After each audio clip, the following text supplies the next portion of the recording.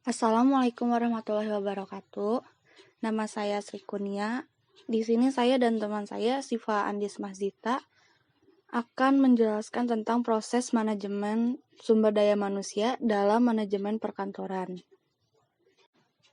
Pertama-tama, saya akan menjelaskan pengertian dari manajemen sumber daya manusia atau MDSM.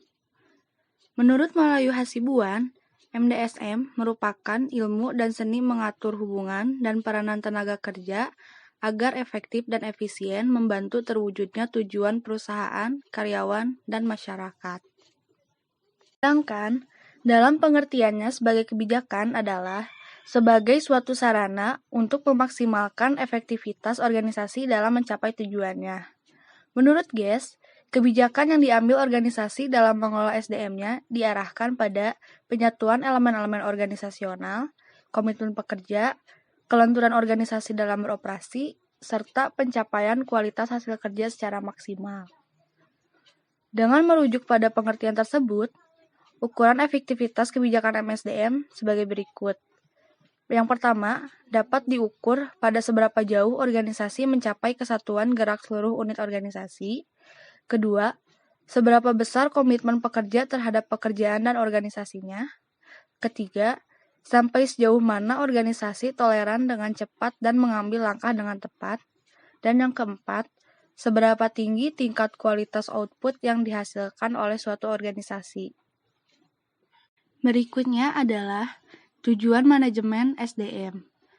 Yang pertama ada tujuan organisasi, ada tujuan fungsional, tujuan sosial, dan tujuan personal. Berikutnya ada fungsi manajemen SDM. Menurut Flivo, ada dua fungsi manajemen. Yang pertama, fungsi manajerial, yaitu fungsi yang terdiri dari perencanaan, pengorganisasian, pengarahan, dan pengawasan. Sedangkan yang kedua adalah fungsi operasional. Fungsi yang terdiri dari pengadaan, pengembangan, dan kompensasi. Proses manajemen sumber daya manusia. Proses adalah metode atau cara sistematis dalam melakukan atau menangani suatu kegiatan. Untuk memperoleh, mempertahankan, dan mengembangkan sumber daya manusia yang potensial, perusahaan harus melakukan serangkaian proses manajemen sumber daya. Pertama, perencanaan sumber daya manusia, yaitu proses di mana manajer memastikan bahwa mereka memiliki jumlah dan jenis orang-orang yang tepat di tempat serta waktu yang juga tepat. Melalui perencanaan, organisasi bisa menghindarkan diri dari kekurangan dan kelebihan personel yang mendadak. Yang kedua, ada rekrutmen. Rekrutmen tenaga kerja adalah proses untuk menemukan dan menarik calon tenaga kerja yang memiliki kualifikasi sesuai dengan lowongan pekerjaan yang ada. Sumber rekrutmen terbagi menjadi beberapa. Pertama, sumber internal.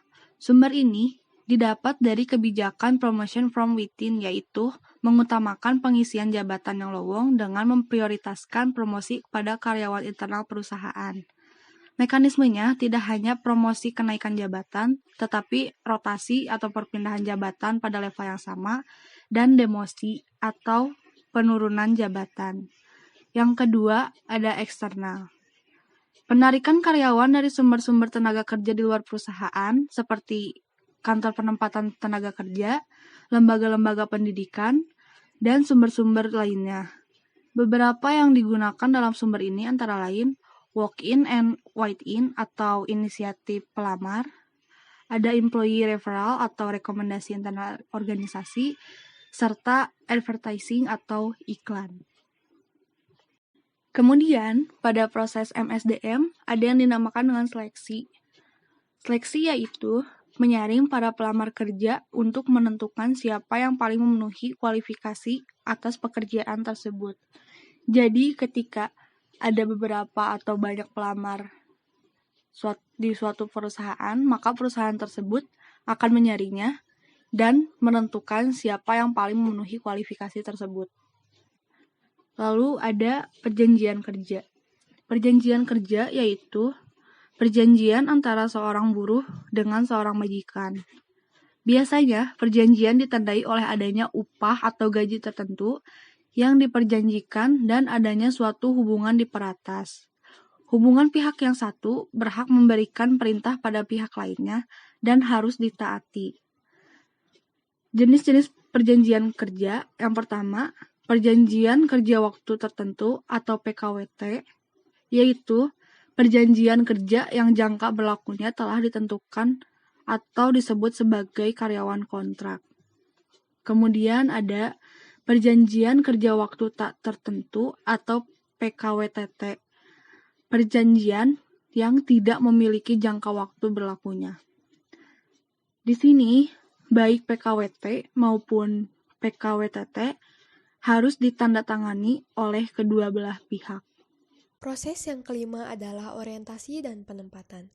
Orientasi dibagi menjadi dua, yaitu orientasi unit kerja, yang merupakan memperkenalkan karyawan dengan sasaran-sasaran dari unit kerja, menjelaskan bagaimana pekerjaannya berkontribusi pada pencapaian sasaran unit kerja, dan meliputi pengenalan karyawan baru tersebut dengan rekan kerjanya.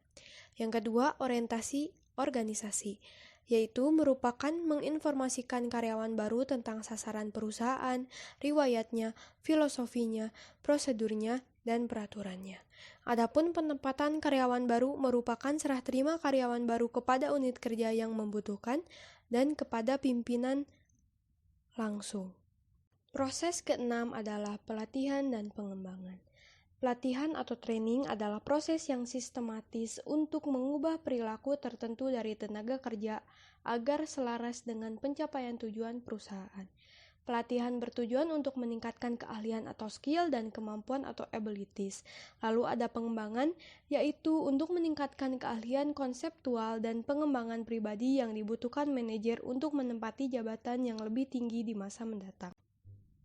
Proses selanjutnya adalah penilaian kinerja.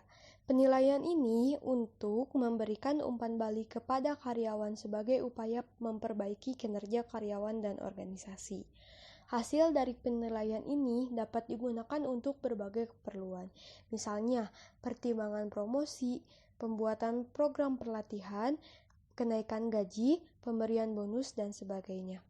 Jenis proses penilaian kinerja satu arah oleh pimpinan dan dua arah oleh partisipatif. Proses ke-8 adalah imbalan jasa. Imbalan jasa seringkali dikaitkan dengan kompensasi dan tunjangan. Menurut Dr. Andes Melayu SP, kompensasi adalah semua pendapatan yang berbentuk uang, barang langsung atau tidak langsung yang diterima karyawan sebagai imbalan atas jasa yang diberikan kepada perusahaan. Bentuk kompensasi ada dua, yaitu finansial dan non-finansial.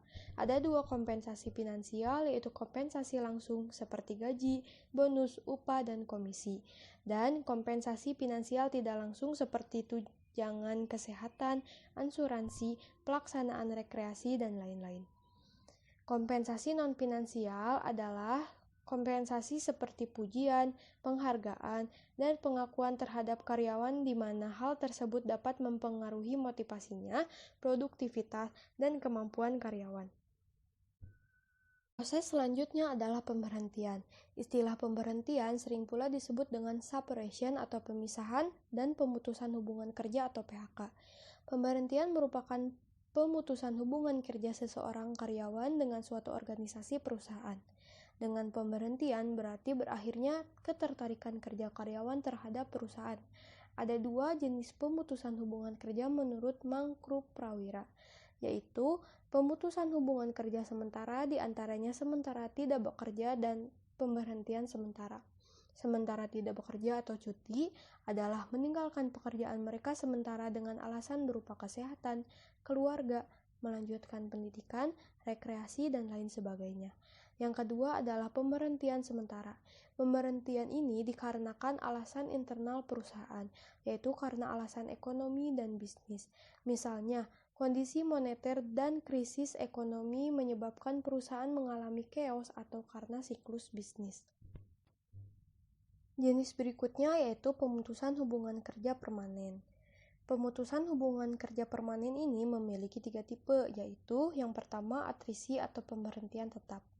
pemberhentian seseorang dari perusahaan secara tetap karena alasan pengunduran diri, pensiun, atau meninggal.